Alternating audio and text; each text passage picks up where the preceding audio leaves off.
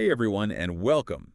If you're listening, you're probably thinking about taking the plunge and hiring a tech freelancer, right? Probably so. Well, you've come to the right place. In this mini deep dive, we're going to give you the rundown on everything you need to know, and we're doing it fast. You'll be a freelancing pro in under 7 minutes, I promise. We're talking the essentials, no fluff. We've got some awesome insights I from found theperfectdeveloper.com. they really are the experts when it comes to finding the perfect developer. Seriously, they're amazing. If you want to get a head start, head over to theperfectdeveloper.com and check out their 5 questions quiz. It's like a cheat sheet to figure out who you need. But first, let's break down the basics, starting with the most fundamental question. What exactly does a tech freelancer do? It's a good question, and it's way more diverse than a lot of people realize. We're talking everyone from app developers to cybersecurity pros, AI and machine learning wizards, you name it. Wow, it's like a whole tech department just waiting to be unleashed. But how is that different from, say, a full-time in-house developer? I mean, code is code, right? True, code is the foundation, but the magic of freelancing is flexibility. You can bring them in for a specific project or just a short burst of work. No long-term commitment. I like it.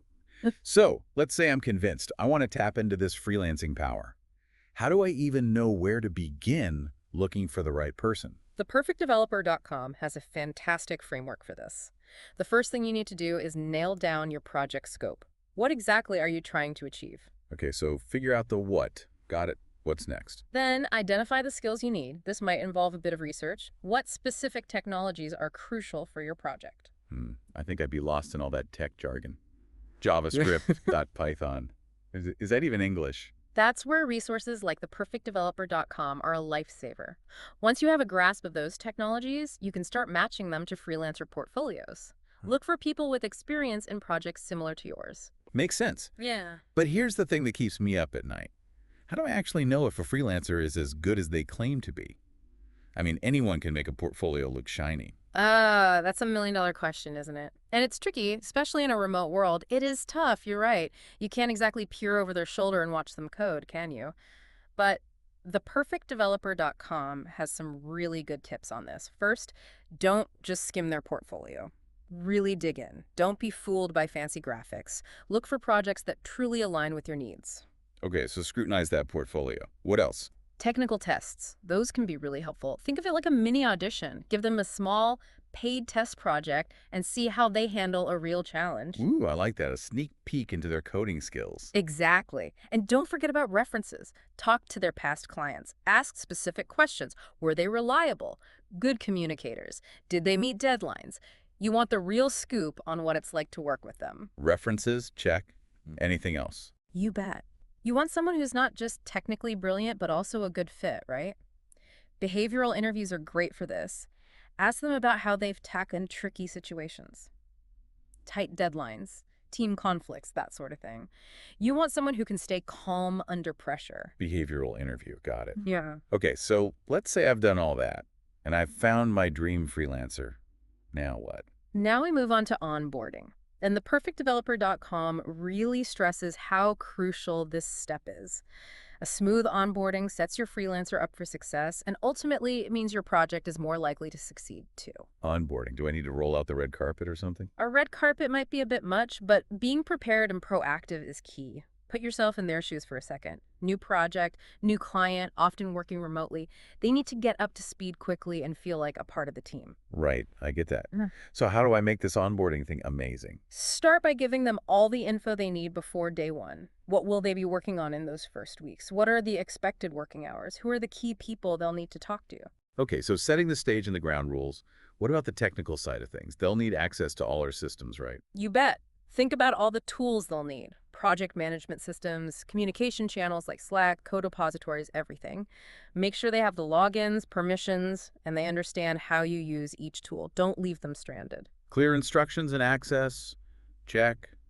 Anything else? Think about assigning them an onboarding buddy, someone on your team who can answer questions, show them the ropes, be a friendly face. It can make all the difference in helping them feel welcome. Oh, I love that idea. Like a tech fairy godmother guiding them through the project. Exactly. And even though they're a freelancer, don't skip the training and orientation. They might need guidance on your specific processes, coding standards, and of course, the project itself. Training. Okay, That makes sense. But does a freelancer really need a whole orientation? It might not be as extensive as for a full-time employee, but it's still important. They need to understand the big picture. What does your company do? What are your goals for this project? How does their work fit in? Ah, so it's about giving them context. I get it. Exactly. Context leads to better work. Now, once they're settled in, it's all about setting those crystal clear expectations and goals. What are the deliverables? The deadlines? How will you measure their performance? This all sounds very familiar. It's like what we were talking about earlier, setting clear expectations to avoid all those, missed deadlines and scope creep nightmares. Exactly. Communication is key. Don't be afraid to over-communicate, especially in those early stages. And remember, ongoing support is crucial. Regular check-ins, feedback, a willingness to answer questions, these all go a long way in building a strong working relationship. So treat them like a valued part of the team, even if they're not technically on staff. Exactly. Their success is your success. Now, the perfectdeveloper.com isn't just about finding great developers, it's also about retaining them. Retaining freelancers. That's interesting. I always think of freelancers as, well, free agents moving from one gig to the next. Why is building those long-term relationships so important? It might seem counterintuitive, but building those strong relationships can be a real game changer. It gives you a go-to pool of talent for future projects. No more starting from scratch every time. You've got your A-team ready to go. Yeah, I see the advantage in that. But how do you actually build lasting relationships in the freelance world? There's so much competition out there. It's true. It all comes down to creating a positive, supportive experience. Remember all those challenges we talked about before? Missed deadlines, scope creep, skill mismatches. ThePerfectDeveloper.com really emphasizes that these often come down to a lack of clarity or communication. So all this onboarding stuff we've been talking about, it's not just to make the freelancer's life easier. It's also to protect me from headaches down the road. Exactly. Clear contracts, well-defined scopes of work, open communication, these can prevent so many pitfalls. But it's not just about protection. It's about setting your freelancer up for success. When everyone's on the same page, the project runs smoother and everyone wins. Win-win. Exactly. When freelancers feel valued, respected, they're more likely to stick around. Building a strong team of reliable freelancers is like having a superpower. You've got the flexibility to scale your projects as needed. I'm sold. Building those relationships sounds like a smart move. But, even with all this advice, the whole hiring process, even with freelancers, can feel kind of overwhelming. It can definitely be a lot to take in. But remember, theperfectdeveloper.com is there to make it easier. They're the experts at navigating this world. They're like your freelance matchmakers. That sounds amazing. So they can help me cut through all the noise and find the right person. Exactly. They take out all the guesswork, tell them what you need, and they connect you with the best platforms, the best people, the best everything. It's like having a personal headhunter for tech talent, but way more affordable. Now that's what I like to hear. Let's remind everyone about that amazing resource again. Absolutely. Head over to theperfectdeveloper.com and check out their 5 questions quiz. It's the fastest, easiest way to figure out what kind of developer you need and where to find them. It's like a fast track to your dream team. Don't rush off to theperfectdeveloper.com just yet, though. Stick around for the final part of our deep dive, where we'll be covering some of the potential challenges you might face and how to overcome them like a pro. See you there. All right, we're back. So we've covered a lot of ground, finding the right tech freelancer, getting them on board, all that good stuff. But even with the best planning, things don't always go perfectly right. True. Hiring freelancers, it can be a bit like, venturing into uncharted territory, but theperfectdeveloper.com has a map for that too. Okay, so let's talk about those potential bumps in the road. Yeah. What are some common challenges people run into when working with tech freelancers, and how do we avoid them? Well, we've touched on a few already. Clear communication, well-defined project scopes. Those are your safety nets, right?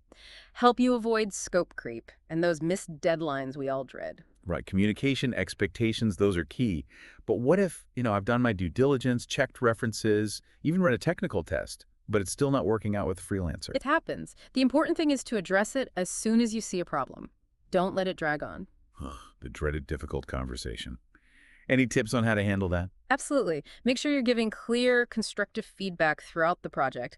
Don't wait until things are off the rails. Regular check-ins are so important. And remember, document everything. Keep track of your deliverables, deadlines, any feedback you've given. A paper trail, just in case. Exactly. And when you do need to address performance issues, be direct, but also respectful. Focus on specific examples of where expectations weren't met and work together to find solutions. Maybe they need more clarity on the project, or maybe there's a communication breakdown that needs fixing. What if those conversations don't lead to any improvement? What then? Then you might have to consider parting ways.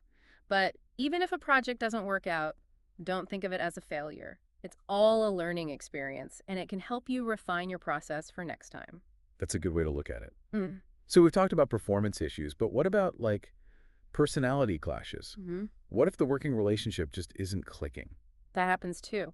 And it's something to be mindful of during the hiring process. Remember those behavioral interviews.